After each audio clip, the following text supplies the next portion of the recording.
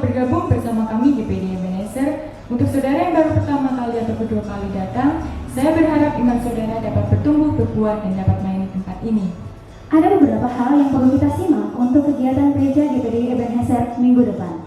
Berkat masih dalam format doa berantai dan saudara dapat melihatnya dalam warta jemaat. Doa pagi masih tetap dilaksanakan setiap hari Senin sampai Sabtu jam 5 sampai jam 6 pagi. Ibadah dilaksanakan dalam 3 session. Ibadah pertama pada pukul 6 pagi, ibadah kedua pada pukul 7 pagi, dan ibadah ketiga pada pukul 8 pagi. Di hari Jumat ada latihan musik untuk ibadah raya 1, dan di hari Sabtu ada latihan musik untuk ibadah raya 2 dan 3. Jangan lupa tetap ikuti protokol kesehatan. Kita akan mulai ibadah kita saat ini. Mari kita berdiri bersama-sama. Kita sembah Tuhan. Haleluya, haleluya. Sekarang lama sekarang haleluya, haleluya, haleluya. Sekarang lama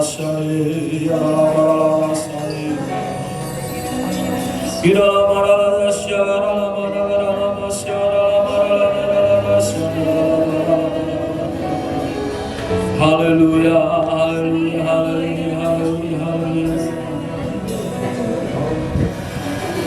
Yesus, ku sembah Kau, sujud di hadapan-Mu, keinginan dalam hidupku hanya untuk menyembah-Mu. Yesus, ku sembah. Yesus, ku sembah Kau, sujud di hadapan-Mu, keinginan dalam hidupku hanya untuk menyembah-Mu. Yesus, ku sembah. Yesus,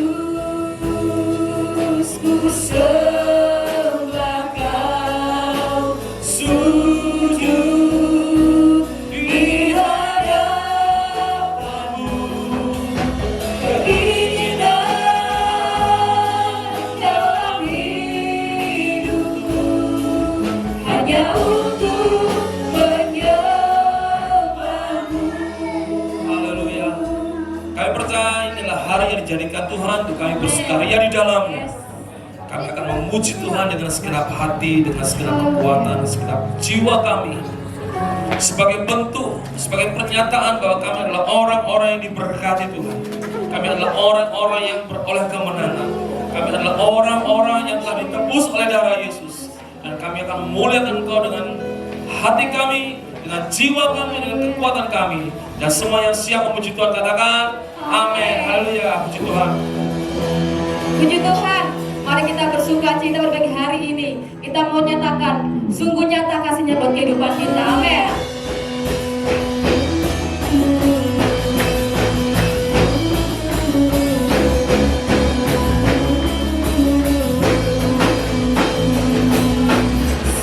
Seindahnya pelangi,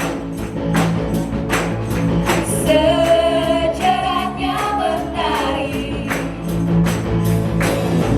dan Engkau yang terindah.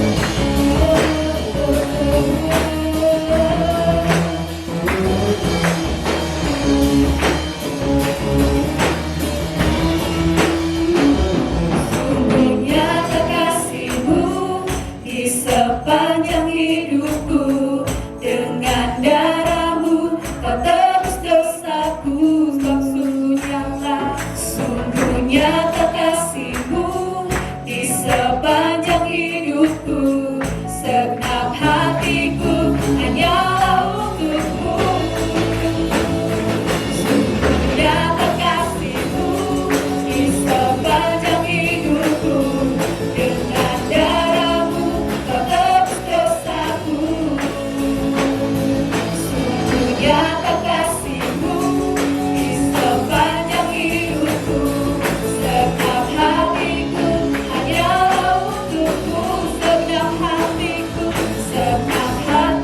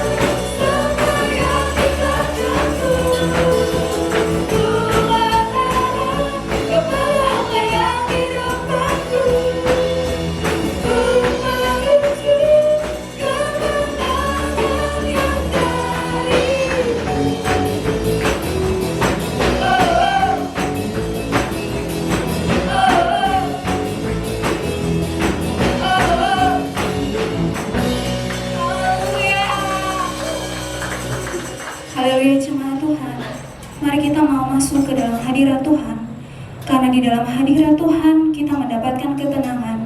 Di dalam hadirat Tuhan kita mendapatkan kedamaian.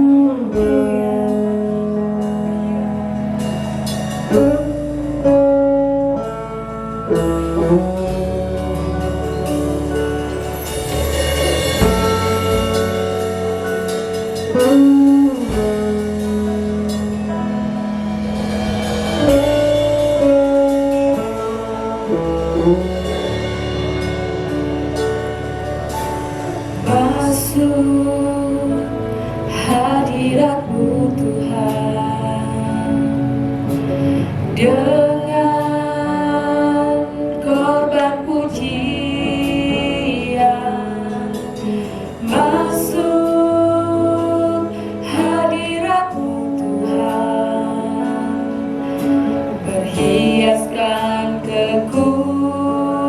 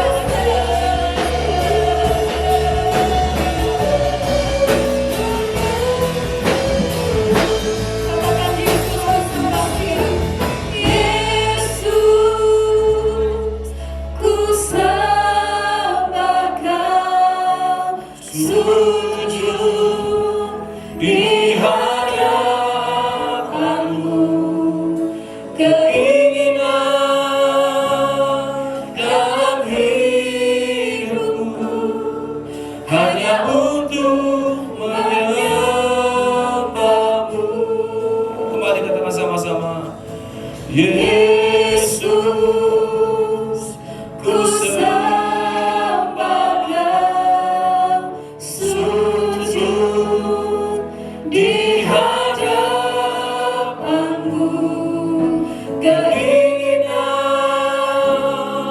dalam hidupku hanya untuk menyembah-Mu.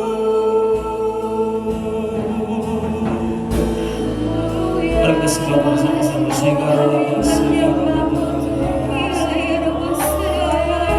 Mari nikmati hadirat Tuhan pada pagi hari ini, saudara.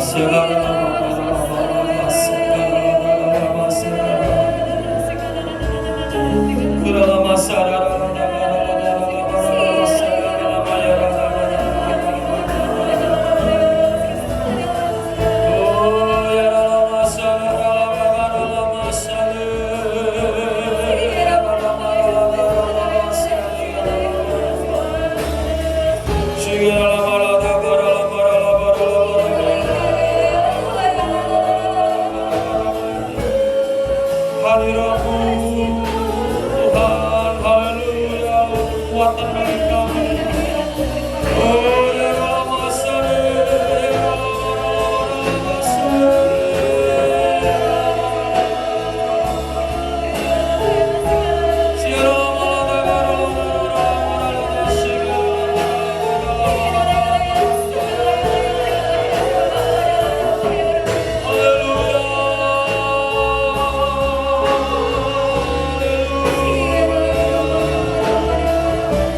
Mari kita sama-sama menirukan nama Yesus di tempat ini. Haleluya. Oh Yesus, ku sembah Kau, sujud di hadapan-Mu, keinginan dalam hidupku hanya untuk menyembah-Mu. Yesus, ku sembah Kau, sujud di hadapan-Mu,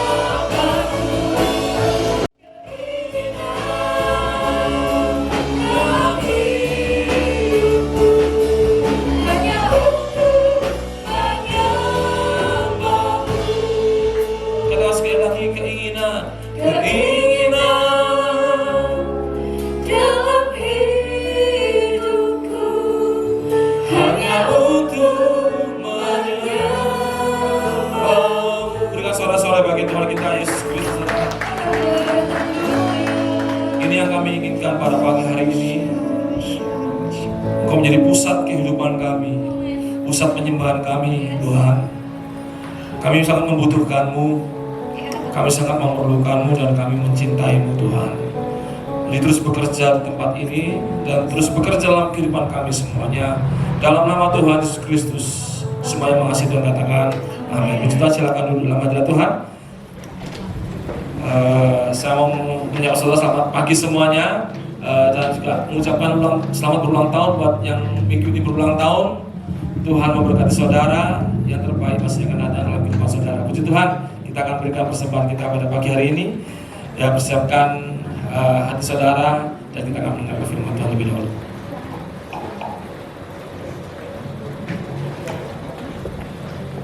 Shalom, jemaat yang terkasih dalam Tuhan. Sebelum kita berikan persembahan dan persepuluhan kita yang terbaik bagi Tuhan, saya ajak jemaat Tuhan untuk kita sama-sama membaca firman Tuhan di dalam Galatia 6 ayatnya yang ke-9.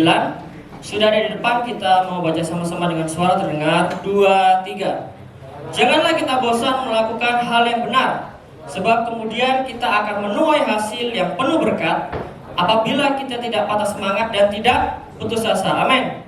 Ada sebuah rumus berkat yang bisa kita temukan di dalam Galatia 6 ayat 9 ini. Tindakan yang benar ditambah dengan kesabaran sama dengan kelimpahan.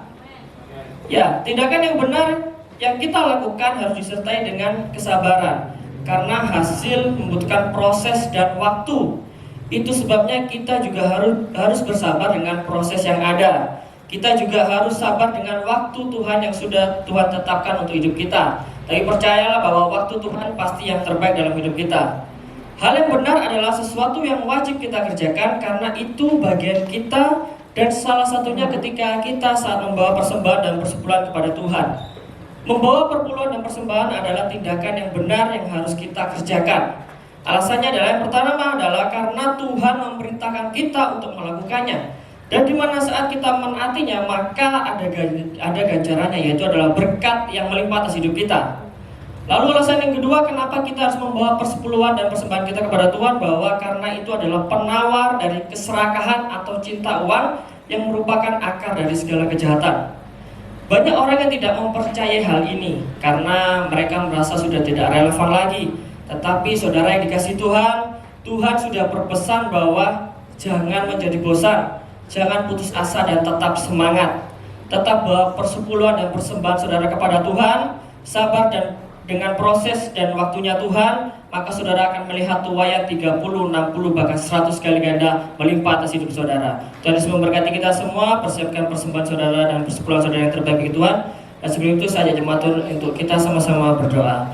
Tuhan Yesus, Allah Bapa kami yang baik, kami mengucap syukur untuk segala hal yang baik yang telah kami terima daripada-Mu Bapa. Dan tiba saatnya Tuhan, kami akan membawa persembahan kami, persepuluhan kami yang terbaik bagi Engkau Tuhan. Kau lihat Tuhan, anak-anak yang sedang memberi Tuhan dan mengembalikan milik Engkau perpuluhan Tuhan.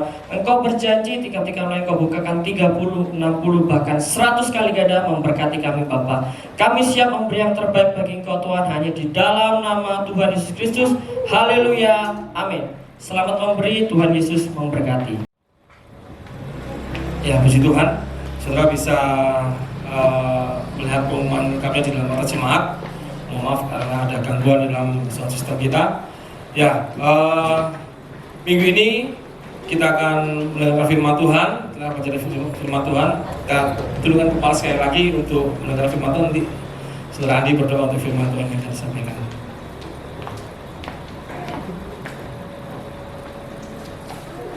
Mari kita berdoa. Bapa kami dalam kerajaan surga, segala puji syukur hanya bagi Tuhan. Oleh karena kebaikan dan kemurahan-Mu, kami boleh ada sebagaimana kami ada pada pagi hari ini. Terima kasih Tuhan untuk segala berkat Tuhan. Kami telah memuji dan memuliakan nama-Mu, dan kami juga telah memberikan persembahan kami. Biarlah persembahan kami ini boleh menjadi berkat dan boleh menjadi berkat untuk kemuliaan nama Tuhan. Bapa dalam surga, kami akan menerima berkat Tuhan lewat firman pada hari ini. Biarlah kami dapat mengerjakannya apa yang menjadi pesan firman Tuhan. Terima kasih Tuhan, dalam nama Tuhan Yesus Kristus kami berdoa. Amin. Haleluya. Kita akan mendengar firman Tuhan, tapi sebelumnya katakan kepada kanan kiri saudara, engkau akan diberkati dengan firman Tuhan. Ya. Sebagaimana yang sudah saya umumkan lewat WhatsApp ya, bahwa kita akan belajar tentang hadirat Tuhan minggu ini atau bulan ini ya. Sebagai orang Kristen kita perlu bersyukur karena kita memiliki Tuhan yang kekal, dan semua yang percaya katakan amin ya. Perlu sudah ketahui bahwa Tuhan kita bukan hanya Tuhan yang kekal, tapi juga Tuhan yang maha kuasa ya, atau omnipoten. Jadi tidak ada yang sukar bagi Tuhan, tidak ada yang mustahil bagi Tuhan. Amin saudara. Kalau saudara percaya kepada Tuhan, maka juga firman Tuhan katakan tidak ada yang mustahil bagi orang percaya. Amin. Dan Tuhan kita juga Tuhan yang maha tahu, omniscience ya. Jadi kalau saat ini saudara sementara ada dalam kebingungan, saudara tidak tahu apa yang harus saudara lakukan, maka saudara perlu datang kepada Tuhan, dan Tuhan akan menuntun saudara, karena tidak ada yang Tuhan tidak ketahui. Tuhan tahu kemana saudara akan melangkah. Tuhan punya masa depan untuk saudara dan saya. Haleluya. Dan yang tidak kalah pentingnya yang perlu kita ketahui adalah Tuhan kita maha hadir ya, omnipresent. Dan bulan ini saya mengajak saudara untuk mengenal salah satu dari karakter atau sifat Tuhan, yang adalah Tuhan maha hadir. Ya, kita akan belajar tentang hadirat Tuhan. Mari sama-sama katakan sekali lagi, hadirat Tuhan. 1, 2, 3. Hadirat Tuhan. Mazmur 139 ayat 7 dan 8, firman Tuhan berkata demikian. Kemana aku dapat pergi menjauhi roh-Mu? Kemana aku dapat lari dari hadapan-Mu? Jika aku mendaki ke langit, Engkau ada di sana. Jika aku menaruh tempat tidurku di dunia orang mati, di situ pun Engkau. Di sini kita lihat tidak ada tempat yang terlalu tinggi yang tidak bisa dijangkau oleh Tuhan. Tidak ada tempat yang sangat dalam yang tidak bisa dijangkau oleh Tuhan. Bahkan sampai dunia orang mati pun Tuhan bisa menjangkaunya. Saudara tidak bisa lari dari hadirat Tuhan, karena Tuhan Maha Hadir.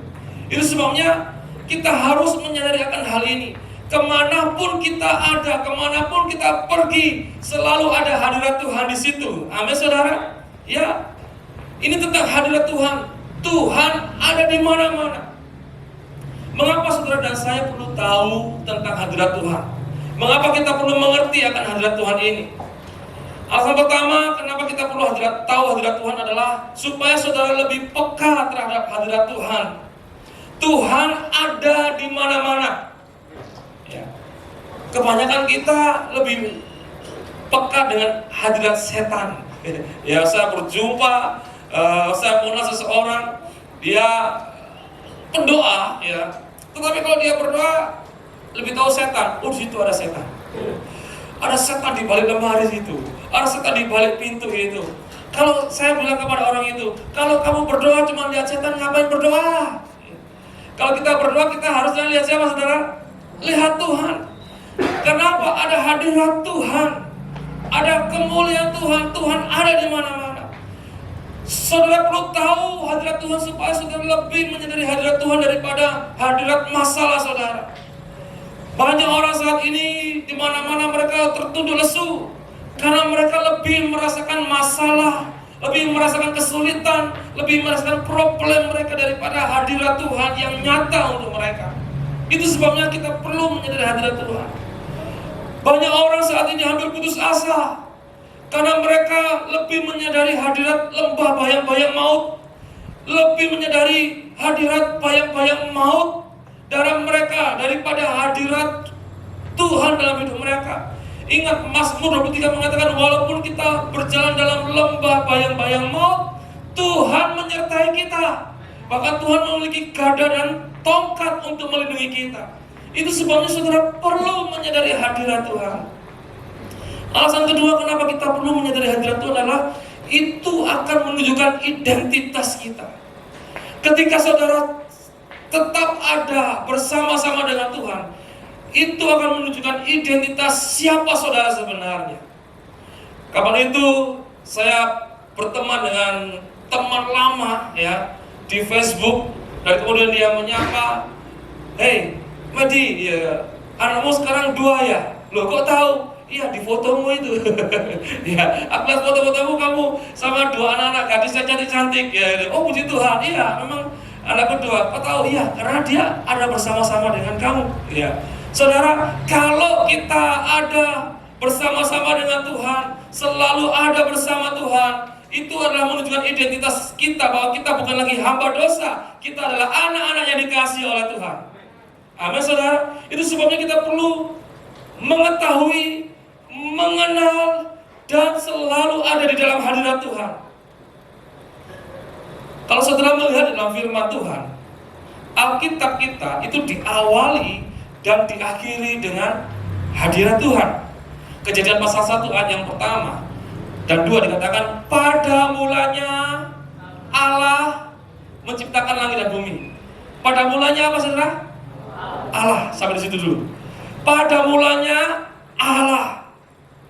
Jadi Allah sudah ada sebelum langit dan bumi ada. Allah sudah eksis sebelum alam semesta ini ada, dan semua yang mengerti katakan amin. Ya. Bumi belum berbentuk dan kosong. Menurut ayat kedua, gelap gulita menutupi samudra raya dan roh Allah melayang-layang di atas permukaan air. Sudah bisa bayangkan betapa kacaunya tempat kita sebelumnya, sebelum bumi ini ada. Tetapi di situ dikatakan roh Allah sudah ada, hadirat Allah sudah ada. Dan kalau sudah membaca selanjutnya dalam kitab Kejadian, bagaimana Allah kemudian membentuk keteraturan-keteraturan yang ada. Di mana ada Allah di situ, ada hadirat Allah di situ, ada keteraturan-keteraturan, ada keindahan-keindahan. Diawali dengan hadirat Allah, Dalam Wahyu pasal 22 ayat 1-5, ini adalah pasal terakhir dalam Alkitab. Kalau saudara membacanya, di situ dikatakan, lalu Ia menunjukkan kepadaku sungai air kehidupan yang jernih bagaikan kristal. Ya. Saudara masih menemukan sungai yang jernih bagaikan kristal di dunia ini? Rasanya susah ya, gitu ya. Di Surabaya bukan? Benda-benda kuning mengambang, dia sudah tahu artinya sendiri ya, gitu ya. Ya. Mengalir keluar dari tahta Allah dan tahta anak domba itu. Di tengah-tengah jalan kota itu, yaitu di menyeberang sungai itu, ada pohon-pohon kehidupan yang berbuah 12 kali tiap bulan sekali, dan daun pohon-pohon itu dipakai untuk menyembuhkan bangsa-bangsa. Maka tidak ada lagi laknat. Tahta Allah dan tahta anak domba akan ada di dalamnya, dan hamba-hambanya akan beribadah kepadanya. Dan mereka akan melihat wajahnya. Ini bicara tentang hadirat Allah. Dan namanya akan tertulis di dahi mereka. Di malam tidak akan ada lagi di sana. Dan mereka tidak akan memerlukan cahaya lampu dan cahaya matahari, sebab Tuhan Allah akan menerangi mereka, dan mereka akan memerintah sebagai raja sampai selama-lamanya. Ini berbicara tentang Yerusalem baru, tentang surga, di mana nantinya saudara dan saya ada di situ. Ya. Sebelum dunia ini ada, hadirat Allah sudah ada. Ketika dunia ini tidak ada lagi, hancur, surga ada, dan hadirat Allah tetap ada di situ. Di surga dikatakan tidak ada malam, tidak ada mati listrik, saudara. Ya, karena di surga tidak ada listrik, maksudnya tidak memerlukan listrik lagi. Ya, nggak perlu cahaya listrik. Ya, karena apa dikatakan cahaya matahari pun nggak ada. Karena Tuhan yang diterang bagi kita semuanya. Inilah mengapa kita perlu menyadari hadirat Tuhan. Karena hadirat Tuhan itu kekal. Hadirat Tuhan lebih kuat dari semua yang ada di dalam dunia ini. Hadirat Tuhan jauh lebih kuat dari masalah kita. Hadirat Tuhan lebih kuat dari kuasa kegelapan yang ada di dalam dunia ini, dan semua yang mengerti katakan amin. Minggu ini saya berbicara dengan seseorang, ya, ketika saya keluar kota, ada seorang yang menyaksikan bahwa bapaknya dulu mantan dukun, katanya seperti itu. Ya, tapi sekarang sudah jadi hamba Tuhan. Dia punya ilmu yang luar biasa. Karena sebelumnya saya berbicara dengan seseorang dan dia bertemu dengan orang sakti, katanya gitu.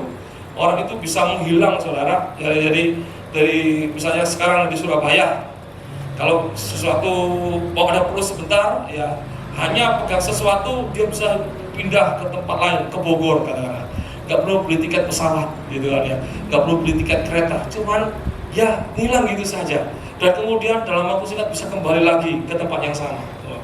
Pertama-tama nggak percaya, ya emang ya kayak gitu, itu cuman ya obrolan di warung kopi aja buat saya seperti itu.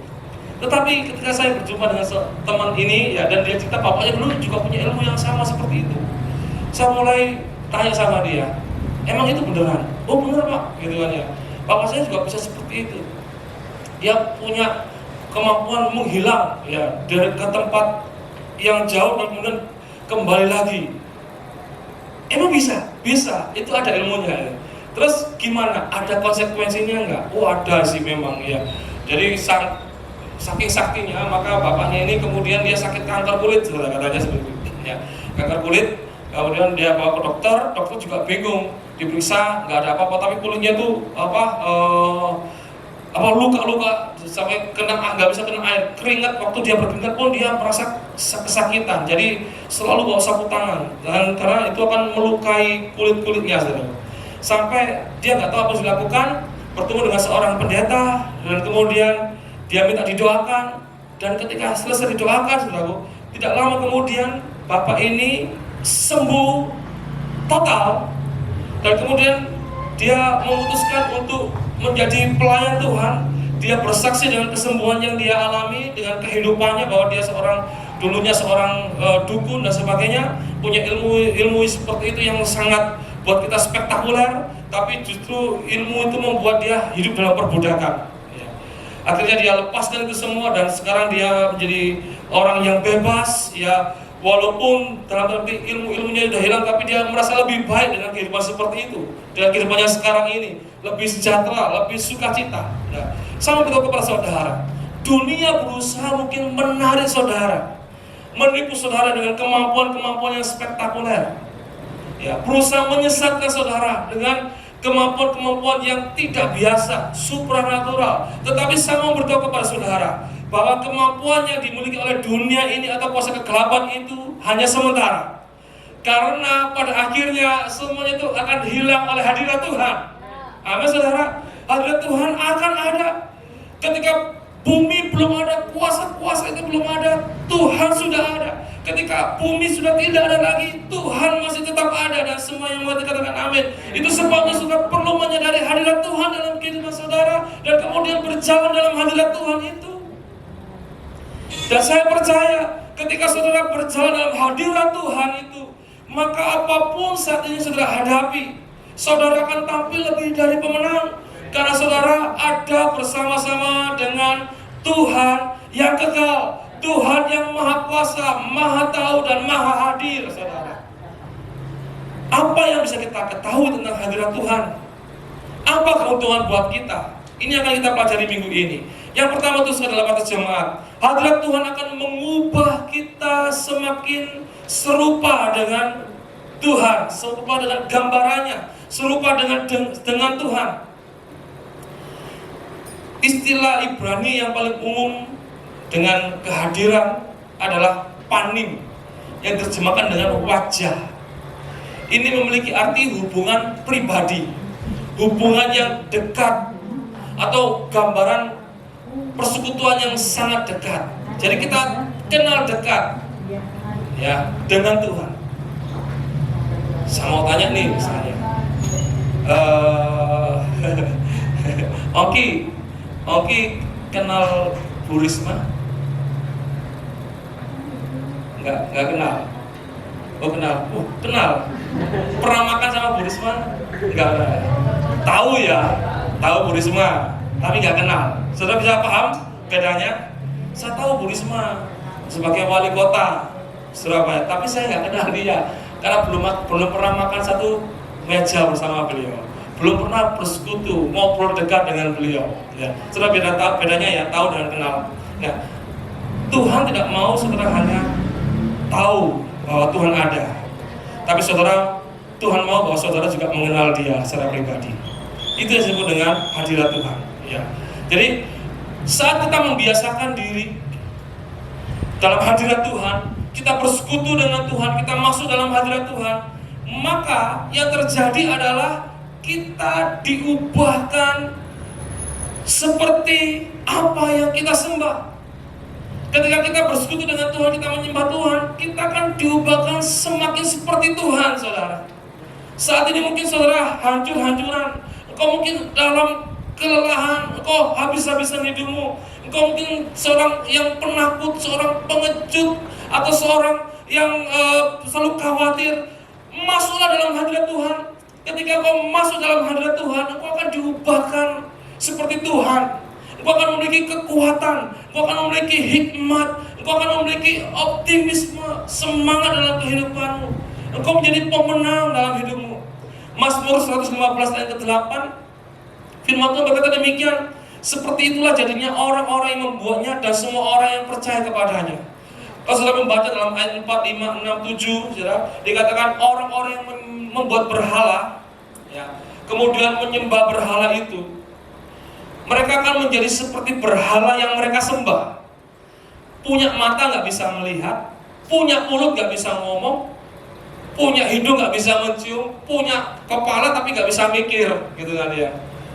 Kalau kita menyembah berhala, jangan kaget, saudara punya mata tapi saudara tidak bisa memiliki visi tentang kehidupan ini. Saudara mungkin punya mulut, tetapi mulut kita tidak menghasilkan kehidupan di situ. Tidak memberikan solusi di situ. Tidak memberikan jalan keluar, tidak ada kata-kata hikmat di situ. Kita punya pemikiran, kita punya otak maksudnya, tetapi otak kita tidak berfungsi secara maksimal. Padahal kita tahu sama-sama, otak manusia itu punya kemampuan yang sangat luar biasa, saudara. Tetapi karena kita menyembah berhala, maka kita seperti berhala yang kita sembah. Itu sebabnya saat ini kalau ada di antara saudara yang masih menyembah berhala, masih percaya dengan berhala-berhala, dengan patung-patung, saudara harus meninggalkannya. Buang itu jauh-jauh. Bakar itu kalau perlu, saudara. Sebab apa? Saudara perlu menyembah Tuhan. Ketika engkau menyembah Tuhan, engkau akan menjadi seperti Tuhan yang engkau sembah. Engkau akan menjadi seperti Tuhan yang engkau percaya, dan semua yang mengerti katakan amin. Pentingnya kita masuk dalam hadirat Tuhan, supaya kita menjadi serupa dengan gambaran Tuhan. Kita diubahkan semakin seperti Tuhan.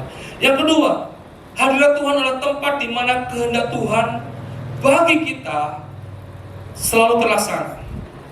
Pasti terlaksana. Surga adalah tempat kediaman Tuhan, benar saudara? Dan di surga kehendak Tuhan itu terlaksana. Karena surga adalah tempat yang sempurna. Mazmur 115 ayat yang ketiga dikatakan, Allah kita di surga, Ia melakukan apa yang dikehendakinya. Allah di surga melakukan apa yang menurut kehendaknya, dan di surga terlaksana semuanya. Itu sebabnya Yesus mengajarkan kepada kita doa Bapa kami. Dalam Matius pasal 6 ayat 9-10 dikatakan, karena itu berdoa demikian, Bapa kami yang di surga, dikuduskanlah namamu, datanglah kerajaanmu, jadilah kehendakmu di bumi seperti apa? Di surga. Dikatakan, datanglah kerajaanmu. Kerajaan surga datang, suasana surga datang. Bicara tentang hadirat Tuhan datang. Ketika hadirat Tuhan ada di situ, dikatakan, jadilah kehendakmu di bumi seperti di surga.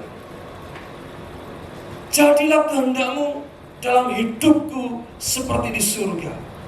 Jadilah kehendakmu dalam keluargaku seperti di surga. Ingat, Tuhan tidak pernah memberikan rancangan kecelakaan bagi kita. Rancangan damai sejahtera. Dan itulah rancangan Tuhan di surga bagi kita. Tetapi rancangan itu akan terlaksana dalam kehidupan kita kalau kerajaan Allah itu datang. Kalau kita ada di dalam hadirat Tuhan, kalau kita selalu bersama-sama dengan Tuhan, maka kehendak Tuhan dalam hidup kita akan selalu terlaksana. Dan semua yang mengerti katakan amin. Tidak salah kalau ada orang yang mengatakan bahwa hadirat Tuhan itulah tempat yang penuh dengan berkat Tuhan. Dalam hadirat Tuhan ada berkat melimpah. Karena Mazmur 67 ayat kedua berkata demikian, kiranya Allah mengasihi kita dan memberkati kita. Kiranya Ia menyinari kita dengan wajahnya. Menyinari dengan wajahnya berbicara tentang hadirat Tuhan. Ketika kita ada dalam hadirat Tuhan, firman Tuhan katakan, kasih itu mengalir dalam kehidupan kita. Anugerah itu mengalir dalam kehidupan kita. Tidak hanya itu saja, dikatakan juga berkat Tuhan juga mengalir dalam hidup kita. Ya. Mungkin saudara bertanya, bagaimana mungkin Pak? Saudara, kalau saudara bertanya bagaimana mungkin, jangan-jangan saudara belum pernah masuk dalam hadirat Tuhan. Itu sebabnya saya memberitahukan kepada saudara akan hal ini, mengajarkan kepada saudara tentang hadirat Tuhan. Masuklah dalam hadirat Tuhan, nikmati hadiratnya, berjalan dalam hadiratnya, maka kasih karunia akan mengalir, berkat akan mengalir dalam kehidupanmu. Karena di dalam hadirat Tuhan, kehendak Tuhan akan selalu terlaksana. Saya percaya Tuhan selalu memberkati kita, benar gak saudara? Tetapi berkat Tuhan bisa sampai kepada kita itu membutuhkan kondisi. Kondisinya itu adalah seperti tadi, datanglah kerajaanmu, jadilah kehendakmu. Kalau kita ada dalam hadirat Tuhan, maka berkat yang akan mengalir dalam hidup kita itu akan selalu kita terima dalam hidup kita, akan selalu nyampe dalam kehidupan kita. Tetapi kalau kita di luar hadirat Tuhan, maka jangan-jangan berkat itu terhalang, sehingga kita adalah orang yang diberkati, tetapi kita tidak pernah menikmati berkat itu karena kita tidak berjalan di dalam hadirat Tuhan. Itu sebabnya jemaat GPD Ebenezer Duku Pakis, mari kita sadari bahwa hadirat Tuhan itu ada untuk kita. Hadirat itu kekal selama-lamanya. Oleh sebab itu, sadarilah hadirat Tuhan lebih dari yang lain. Dan semua yang mengerti katakan amin. Yang ketiga, yang tidak kalah pentingnya adalah hadirat Tuhan memberikan kelegaan pada waktu kita merasa berbeban berat. Adakah di antara saudara pada pagi hari ini sedang ada dalam beban berat? Tuhan katakan dalam Matius 11 ayat 28, marilah kepadaku semua yang letih, lesu dan berbeban berat, aku akan memberi apa saudara? Kelegaan kepadamu. Kalau saat ini saudara merasa beban saudara terlalu berat, masuklah dalam hadirat Tuhan. Datang kepada Tuhan, nikmati hadiratnya. Engkau akan merasakan kelegaan. Apapun bebanmu saat ini, masuklah dalam hadirat Tuhan. Tidak peduli seberapa berat pikulan yang sementara saudara pikul saat ini, masuklah dalam hadirat Tuhan. Tidak peduli sisa kekuatan saudara hanya sedikit saat ini. Yang perlu saudara lakukan adalah masuk dalam hadirat Tuhan. Ketika engkau masuk dalam hadirat Tuhan, maka engkau akan mendapatkan kelegaan. Yesaya mengatakan engkau akan mendapatkan kekuatan baru. Engkau akan mendapatkan kesegaran yang baru. Engkau akan menjadi pemenang dan terus melangkah dalam kehidupanmu. Bagaimana caranya kita masuk dalam hadirat Tuhan? Mari sama-sama kita membaca dalam Mazmur 42 ayat ke-6. Ayat ini asing lagi. Ayat terakhir kita baca sama-sama. 1, 2, 3. Mengapa engkau tertekan, hai jiwaku, dan gelisah di dalam diriku? Berharaplah kepada Allah, sebab aku akan bersyukur lagi kepadanya, penolongku dan Allahku. Adakah di antara saudara yang saat ini pikiranmu kacau, engkau gelisah, engkau berbeban berat, engkau tertekan, engkau sangat ketakutan, sangat khawatir? Kalau saat ini engkau tertekan, engkau gelisah, katakan pada dirimu sendiri, seperti firman Tuhan katakan, hai jiwaku, kenapa kamu tertekan? Ayo kita bersyukur kepada Allah. Ayo bersyukur lagi. Saudara, kita masuk dalam hadirat Tuhan dengan cara kita mulai bersyukur. Amin saudara. Ya, Pak, saya sudah bersyukur tahun lalu Pak, syukuran Pak. Bersyukur lagi. Bersyukur lagi. Ya, itu sebab Tuhan katakan mengucap syukurlah senantiasa. Kenapa? Karena iblis juga tidak tinggal diam untuk menyerang saudara dengan berbagai macam kekhawatiran, ketakutan dan sebagainya. Ucapkanlah syukur, maka itu akan mendatangkan dikatakan pertolongan dalam kehidupan saudara, dan Allah akan menyatakan kehadirannya. Ingat, ucapan syukur itu adalah pintu gerbang untuk kita masuk dalam tahta kasih karunia Tuhan, sehingga kita mendapatkan pertolongan pada waktunya, saudara. Ya, bersyukur lagi.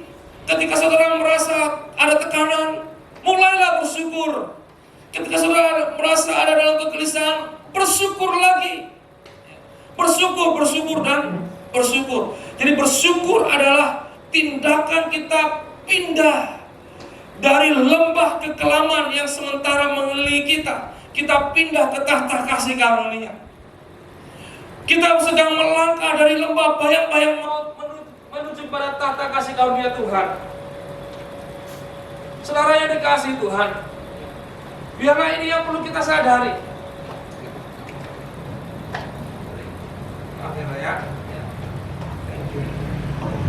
Ya, misalnya seperti ini. Ya, kalau misalnya di tempat Andi duduk itu ada banyak semut merah gitu. Terus semut itu sudah mulai naik ke kakinya Andi dan kemudian menggigit, mencabik-cabik kulitnya, dan kemudian pertama agak geli, kemudian lama-lama sakit, ya. Terus Andi mulai menangis. Kira-kira kalau saudara atau Andi diam ada tetap aja di situ, ya. Yang bodoh semutnya atau Andinya? Ya. Kalau kita ada tempat yang seperti gigi semut gampang. Yang perlu kita lakukan adalah kita apa? Pindah. Ya, pindah aja ke tempat lain. Ya udah beres. Ya, semut gak akan gigit saudara. Kalau masalah saudara mau menghilang semutnya itu urusan berikutnya. Yang pertama saudara lakukan adalah saudara segera pindah dari situasi yang membahayakan saudara, situasi yang begitu menyakitkan. Bagaimana caranya kita pindah dari situasi itu? Firman Tuhan katakan, mulailah mengucap syukur. Ya, Mazmur 100 yang keempat dikatakan, masuklah melalui pintu gerbangnya dengan nyanyian syukur. Jadi hadirat Tuhan, ada sebuah pintu di situ, dan pintu itu disebut dengan ucapan syukur. Ketika saudara mulai mengucap syukur, saudara berpindah dari tempat yang buruk ke tempat yang lebih baik, penuh dengan tahta kasih karunia, penuh dengan kemurahan, penuh dengan sukacita, penuh dengan pertolongan. Oleh sebab itu, saudara dikasih Tuhan, mulailah mengucap syukur, berhenti mengeluh, berhenti menyalahkan keadaan, berhenti menyalahkan orang lain, berhenti menyalahkan orang tua, berhenti menyalahkan kakak, adik, anak-anak dan sebagainya.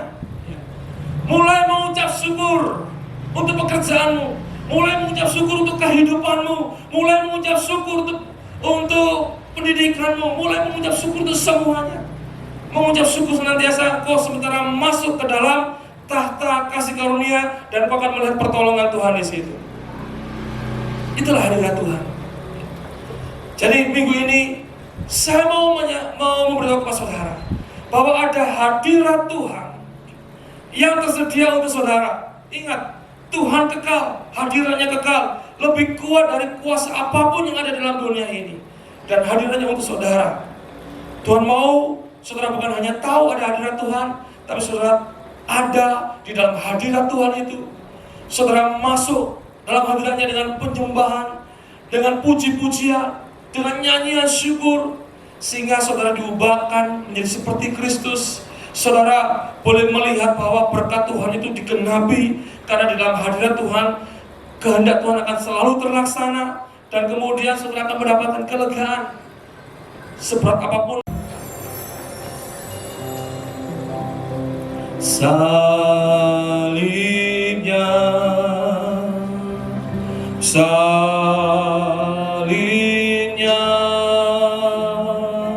selama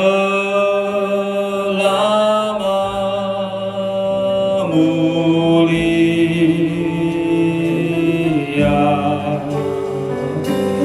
dosaku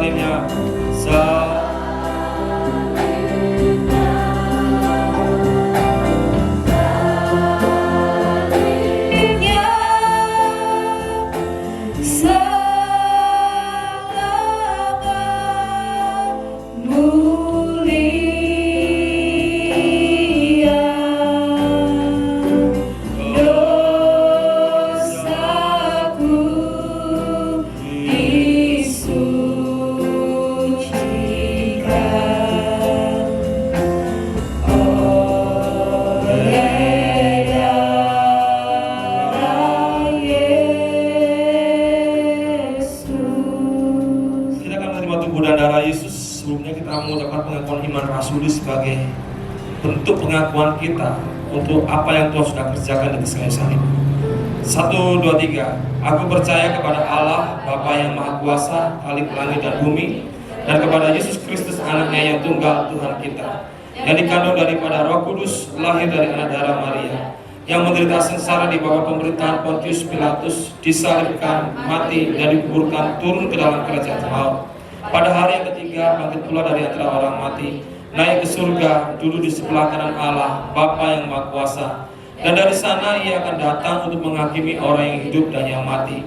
Aku percaya kepada Roh Kudus, gereja yang kudus dan am, persekutuan orang kudus, pengampunan dosa, kebangkitan tubuh, dan hidup yang kekal. Amin. Mari kita angkat roti di tangan kanan kita, saudara. Haleluya. Firman Tuhan berkata demikian, sebab apa yang telah dituliskan kepadamu telah aku terima dari Tuhan, yaitu bahwa Tuhan Yesus pada malam waktu yang diserahkan mengambil roti, dan sesudah itu ia mengucap syukur atasnya, ia memecah-mecahkannya dan berkata, inilah tubuhku yang diserahkan bagi kamu, perbuatlah ini menjadi peringatan akan aku. Tuhan mau kita mengingat bahwa tubuhnya dipecah-pecahkan dan diserahkan kepada saudara, supaya kuasa kebangkitannya juga bekerja dalam kehidupan saudara. Dengan kuasa itu, maka impian yang mati dibangkitkan kembali, harapan yang mati dibangkitkan kembali, semangat yang pudar juga dibangkitkan kembali. Tidak ada yang mustahil bagi Tuhan, karena kuasa kebangkitan bekerja di dalamnya dan juga bekerja di dalam kita. Mari kita terima tubuh Kristus, kuasa kebangkitan di dalam nama Tuhan Yesus Kristus. Haleluya.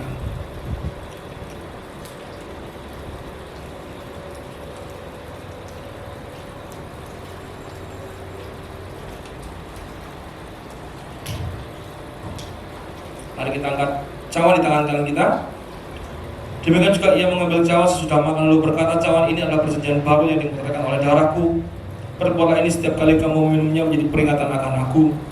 Sebab setiap kali kamu makan roti ini dan minum cawan ini, kamu memberitakan kematian Tuhan sampai ia datang. Firman Tuhan memberitahu kepada kita bahwa Tuhan mau kita mengingat darahnya telah dicurahkan bagi kita. Darah Yesus mengampuni segala dosa-dosa kita.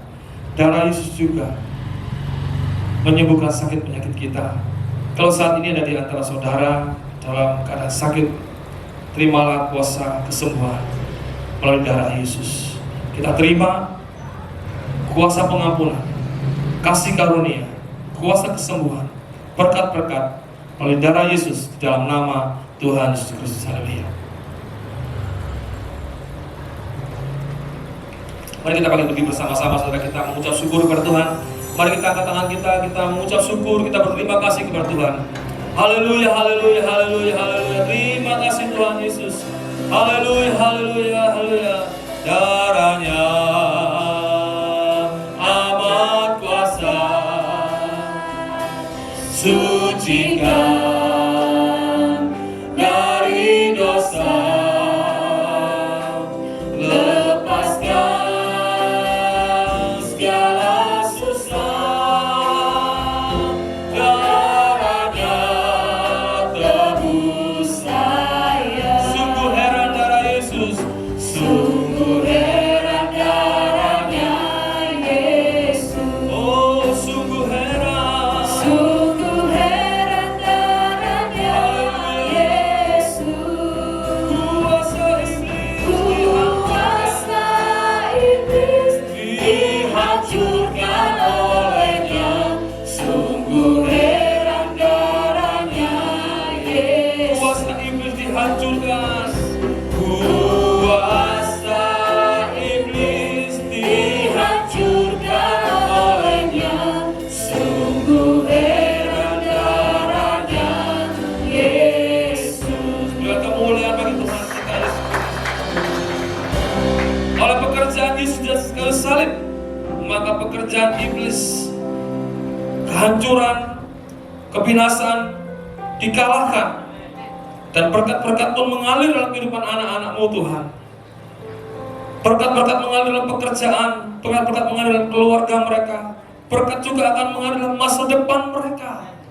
Harapan mereka, cita-cita mereka diberkati oleh Tuhan. Setelah dikasih Tuhan pun Allah dengan membawa berkat. Hadirat Tuhan menyertai-Mu sekarang sampai selama-lamanya. Bersama-sama dengan Tuhan kau akan naik, bukan turun, jadi kepala bukan ekor, ada di atas bukan di bawah. Diberkati waktu masuk, diberkati waktu keluar. Tidak ada senjata yang ditempa oleh musuh mempan terhadap-Mu. Kebajikan kemurahan selalu menyertai-Mu. Apapun yang kau kerjakan kiranya dibuat berhasil oleh Tuhan. Terimalah berkat dengan iman di dalam nama yang berkuasa, yaitu Tuhan Yesus Kristus. Semua yang percaya diberkati berkata amin. Haleluya, selamat hari Minggu. Tuhan Yesus memberkati.